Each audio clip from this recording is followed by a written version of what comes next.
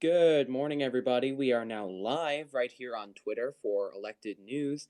We're about to be stepping onto the phone with Congressman Anthony Brindisi. He should be calling into the show any minute now to talk about what else? The coronavirus. It has been dominating the news as of late, and we just learned about 8 minutes ago, actually, that the White House and the Senate have reached a $2 trillion deal, $2 trillion package to provide a little bit of a jolt to an economy that's been struggling thanks to the coronavirus pandemic. So we're going to be talking with Congressman Brindisi in just a minute about his thoughts about that deal that has just been reached by the White House and the Senate.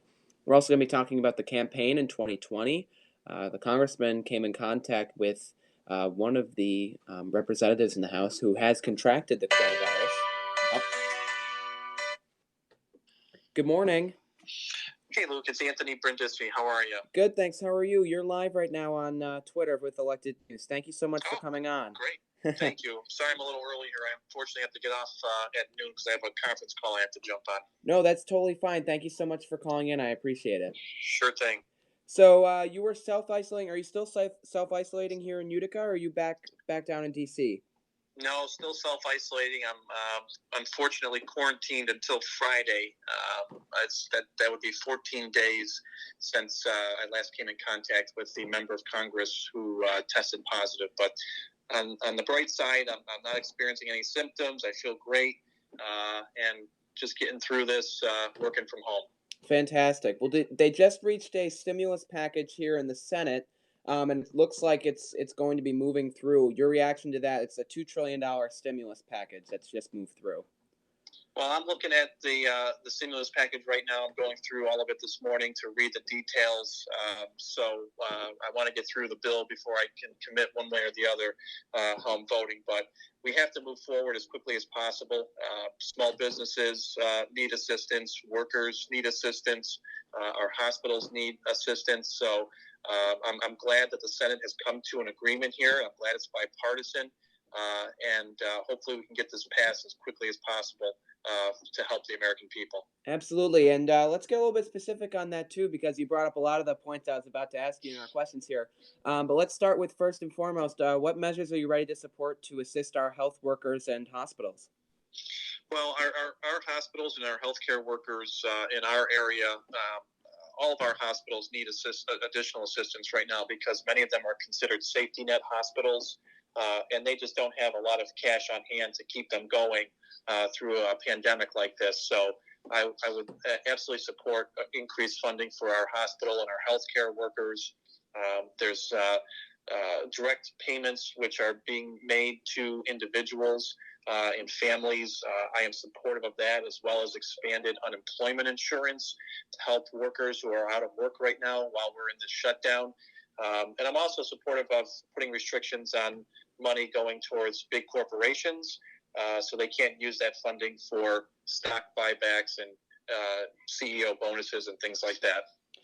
Awesome. And I wanted to kind of add a little bit of a reflective note on these kind of turbulent times we're facing. A lot of the debate in 2020 and in 2018 when you were elected surrounding healthcare, like insurance and all those systems. But now in the face of this crisis, what seems most concerning is our health system, the actual health workers and hospitals that we have. What do you think our response to the coronavirus says about the state of public health in the United States? Well, I think we have to do a much better job supporting our healthcare workers and our first responders. One of the big things that I've been working on the last couple of weeks is trying to find enough personal protective equipment and things like face masks and other equipment that is necessary for our healthcare workers who are on the front line right now. I think long term we have to have more of this stuff being made in our country as opposed to overseas. So in times of national emergency, we're not so reliant on countries like China for our supply chain, and we can have this stuff readily available for our healthcare workers.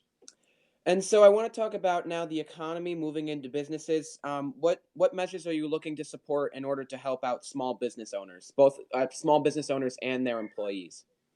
Well, I think what we need right now is immediate dollars going to our small businesses who are shut down right now. There's 30 million small businesses in this country. About 24 million of those are sole proprietorships, and they don't have cash flow to be able to sustain themselves during a shutdown for more than a few weeks in many cases. So we need to get direct, immediate assistance to these businesses so they can be ready to open once this pandemic and the public health crisis ends.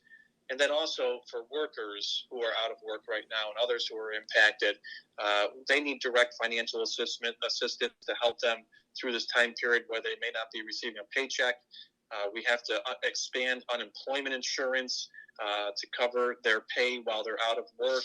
And we also need things like we did in the second coronavirus bill, which the president signed into law, emergency sick leave and emergency paid family leave for people who are out of work, who have the virus or maybe taking care of a loved one who is sick. Absolutely. And then I want to pivot to, you were very critical of stock buybacks for larger corporations, but do you believe that there are any measures that we should be taking to assist the larger corporations like the airlines and the cruise companies? Well, I'm not a big fan of helping the cruise companies. Yep. Many of these are foreign companies. I don't think they need American assistance. But in terms of the airline industry, I am supportive of helping the airline industry. It's critical to our nation's economy. We need to help them out. However, I do think we have to put some restrictions on this. And I do believe that when these companies become profitable again, they should be paying back the government for the assistance that they got, not using any government or taxpayer dollars for helping their CEOs get bonuses and buying back stocks for shareholders, things like that. It's important that we help this industry, but we got to have some restrictions on the money. I want to talk also about the societal impacts of this. As you know, this morning, Prince Charles in the UK tested positive for the coronavirus. The UK has gone on the national lockdown in response to the pandemic, despite the fact that they have fewer cases than we do. Would you support a nationwide quarantine? And if not, what metrics are you looking for that would change that opinion? Well, I'm going to rely on the advice of the public health experts and the president's coronavirus response team. I think those are the people who should be really making those recommendations. So far, they have not recommended a national shutdown, and a lot of states who are hardest hit are going in that direction, like New York. But I think it's important for all of us in government, all public officials right now, to be listening to the public health experts and following their guidance in terms of what we should be doing in response to this pandemic. And now moving to schooling, many of the schools have closed until April 13th. It's actually why I'm able to do this interview today with you at 11:47. Many have closed until about April 13th, switching to remote instruction for the time being. But some have proposed installments and bills which would waive IDEA for the next 12 months, leaving students with disabilities without a right to be educated during the hiatus. What is your stance on bills that include such waivers? Well, I think in general, we need to make sure we're educating all students at this point in time, students who may have a disability or students who do not. I think it's important that we're educating everyone at this point in time. Hopefully, we can see a light at the end of the tunnel pretty soon, and we can end this public health crisis that we're in and get all children back to school. But if this is something that is required more long term, then we have to make sure and we have to be able to adapt to that and make sure that students, whatever their ability, are getting the proper education that they deserve. And now you've worked with Congresswoman Stefanik, who's obviously a Republican from the 21st Congressional District in New York, to propose a refitting of some existing facilities in the area in response to the coronavirus. What do you feel is the importance of bipartisanship in the work done to combat the coronavirus? Well, I think the importance of bipartisanship is evident no matter what, whether it's a global pandemic or whether it's passing legislation on a day-to-day basis in the House of Representatives. I work pretty closely with Congresswoman Stefanik, Congressman Katko, Congressman Reed, and my other counterparts here in New York, as well as across the country. And I think in terms of my latest letter that I sent with Congresswoman Stefanik, we have a lot of facilities here in upstate New York that can be retrofitted to help accommodate overflow from hospitals. New York is the epicenter right now in terms of the pandemic, and we want to make sure that when the Army Corps of Engineers is here working on facilities to help ease the inflow to the hospitals, that they keep in mind upstate New York also needs help. I want to now pivot to the election, if I may, keeping in mind the ongoing crisis, of course. One of your opponents wrote yesterday on Syracuse.com that because of the coronavirus, quote, the Chinese cannot be trusted. As you know, the president has used the term Chinese virus many times to describe the coronavirus. Do you think that the president's and your opponents kind of blaming the crisis on the Chinese, what do you think that adds to the conversation? Well, I think there's going to be plenty of time for politics down the road. I think it's important for all of us to be working together. And I'm sure there's going to be lots of time to assess blame down the road. But right now, we have to be working as a team to respond to this pandemic and putting aside our party differences. And that's what I'm going to continue to do during this crisis. And hopefully, we can get through this together.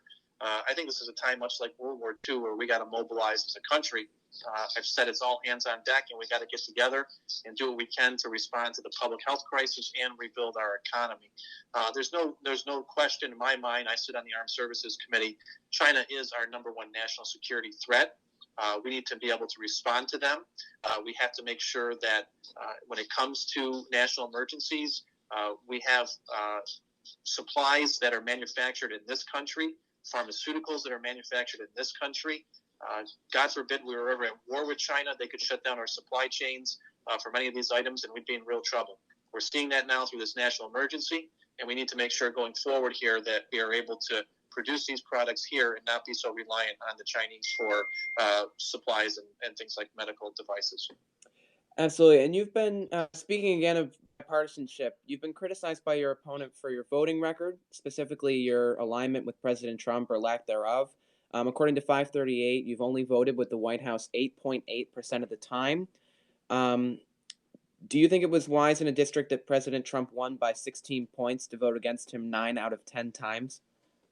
I think it's a pretty flawed statistic that you're using, Luke. There's many statistics out there that track voting of congressional members. You can look at other reports that talk about my being one of the most bipartisan members of Congress. I think I've been listed as the most conservative Democrat in the freshman class. So you can take any number of statistics in Washington and try and tailor them for your own political purposes. For me, I'm going to do what I think is best for the district and stand up against my party where I think they're wrong.